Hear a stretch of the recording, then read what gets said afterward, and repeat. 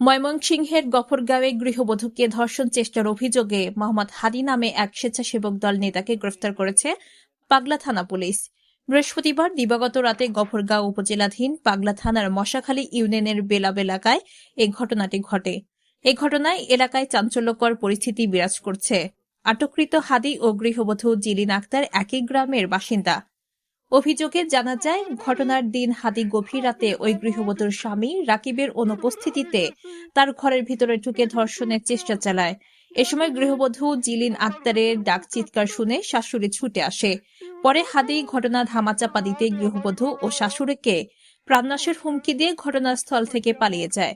এমন নেক্কারজনক ঘটনায় তীব্র নিন্দা জানিয়ে হাদি দৃষ্টান্তমূলক শাস্তির দাবি জানায় ভুক্তভোগী পরিবার। মুক্তিযোদ্ধা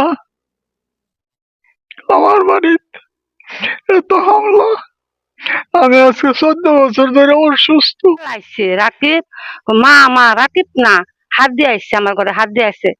এই কথা শুনে আমি দৌড় যাই, এই রুমে আমি তাই, এই রুম আমার ছেলে বউতে হিন্দা মাঝ একটা রুম আছে, সেই দিক দিয়ে আমি দৌড় আসতে আসতে আমার ছেলে বউ এমনি ধরে রাখছে, জব করতে আসছে, চেষ্টা করছে অনেক কষ্ট করে তারা দোষ দিয়ে দৌড়া ছুট পারে না।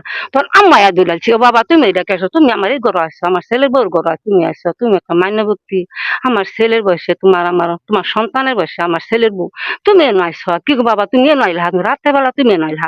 তখন আমারও হালাই দে, আমার ছেলেরও বউরও হালাই দে। তখন বাবা দৌড়া রাখতে আসছি না, তখন তো দরজা দেখা গেছে। আমি যখন রাত 3:30 বাজে তখন আমি ঘরে আসি।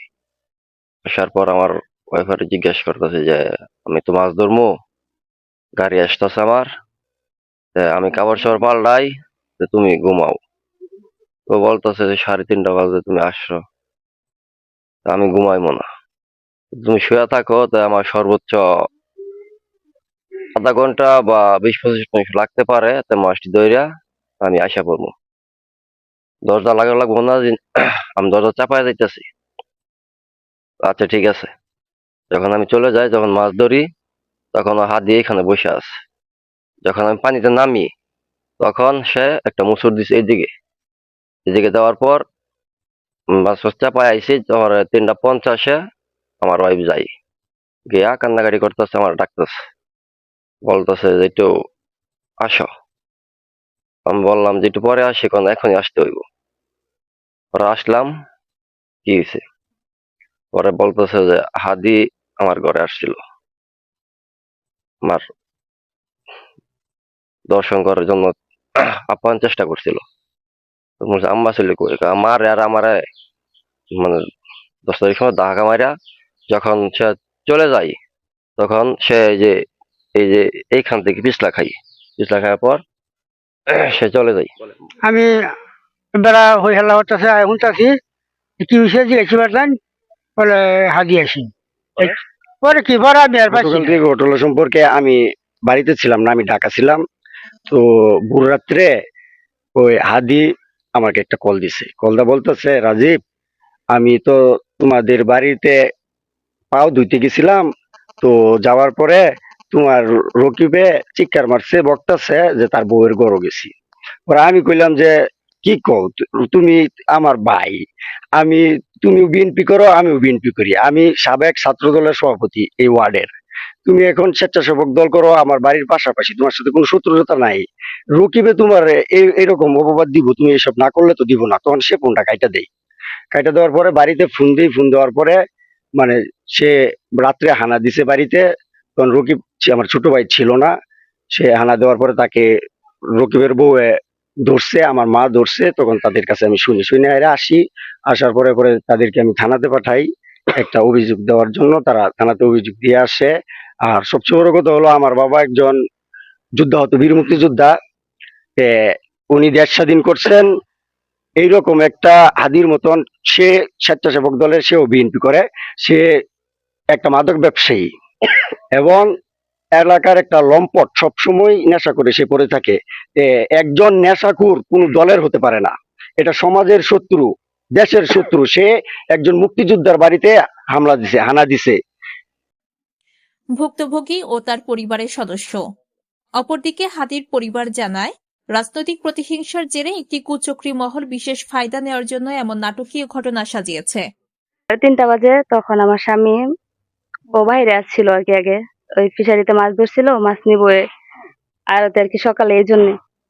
তো আগে মাছে পাহারা দিছে, তখন আমি ঘরে সজা গিয়েছিলাম, ঘরে লাইট জ্বালানো ছিল, ঘরে দরজা অফ ছিল।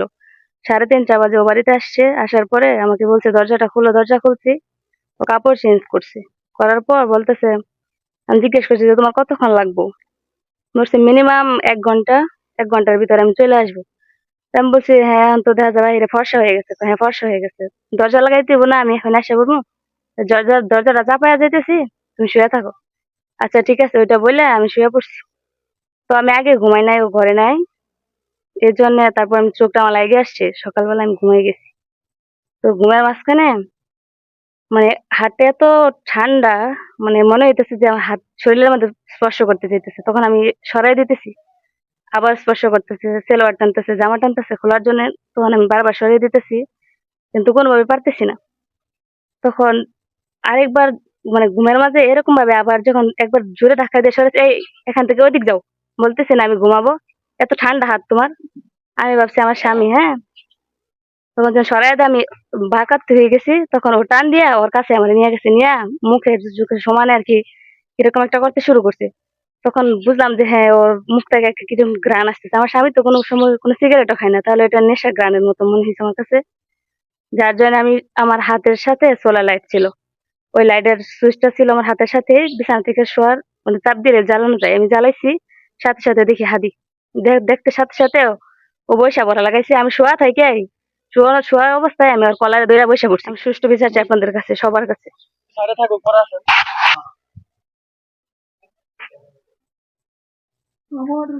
এটা নেশাযুক্ত কোনো জিনিসের সাথে সে জড়িত না, কোনো সময় সব করছে না, নেশা পান করছে না। এগুলো আমি কোনো ধরুন দেখিও না, আবার এগুলার কোনো আভাসও আমি পাইনি। এতে তারা মিথ্যা, আমার এমনি মেয়ে সংক্রান্ত বিষয়ে তো কোনো সময়টা নাই খাই। কোনো মেয়েদের যদি ওই যে মহিলারা বাড়িতে বিচার আসে, কত লোক আসে, এদের সাথে চোখের তাকাই কথা কোনা, সব সময় মহিলাদের থেকে একটু থাকে, মানে অন্যদিকে মনে হয় ইয়া থাকে, মানুষের মুখের দিকে তাকায় কথা বলে না, সে সব সময় তার অন্য দিকে মুখ রাখতো, মহিলারা কথাবার্তা বলতে পারে। এদিকে রাজনৈতিক প্রতিহিংসা শিকার বলে হ্যাঁ, রাজনীতি প্রতিহিংসা ভাবে তারা এটা তার উপর করছে। যারা অভিযোগটা দিচ্ছে তাদের সাথে কি আপনাদের কোনো বিরোধ আছে, কোনো কিছু? এমনি পারিবারিক ভাবে না, কিন্তু রাজনৈতিক ভাবে। এই বিষয়ে জানি যেন মাছ মারা অনেক লোক ছিল। এর আগে আমার ছেলে আরো 2 ঘন্টা আগে আসে, আইসা খাওয়া দাওয়া করে ঘুমায় রয়েছে। এরপরে ফোন আইছে, বলে, তোমার উপরে এই ধরনের কথাবার্তা বলতেছে। কিন্তু আমার ছেলে তো এই সময় ঘুমন্ত অবস্থায়। তারপরে ডাক দিছি, আমাকে কি ব্যাপার, এদিকে তো অনেক বহাবাদ্য হইতেছে, অনেক কিছু হইতেছে, গালিগালাজ করতেছে।